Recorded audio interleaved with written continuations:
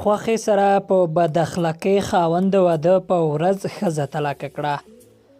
یو خاوند د واده په ورځ خپلې ښځې ته له دې امله طلاق ورکړی چې ویل یې د هغې له مور سره یې بد اخلاقي کړې ده او هغه د خپلې مور سره د چا بد اخلاقي نشي زغملی.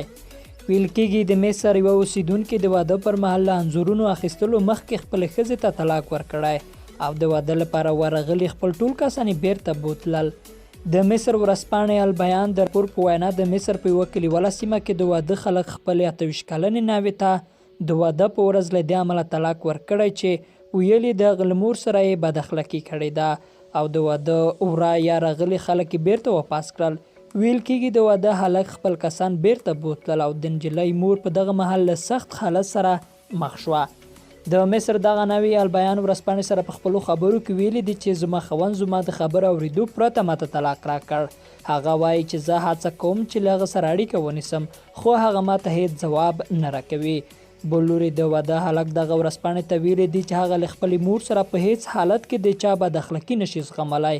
هغه وایي چې ما د واده په ورځ خپلې ښځې ته بیرته طلاق ورکړ او اوس هغه هڅه کوي چې له ما څخه د مهر پیسې ترلاسه کړي خو په وینا یې چې د پیسو لپاره به هغه د محکمې دروازې ته ورځي. د خپل خاوند له لوري د دغه ځواب او طلاق ترلاسه کولو وروسته ناوې په محکمه کې هلک عریضه کړې ده او وایي چې دغه کس په دې نه ارزي چې څوک دې ورسره ژوند تیر کړي خو تر اوسه پورې محکمې دوی د قضیې اورېدو لپاره کومه نیټه نه ده اعلان کړې.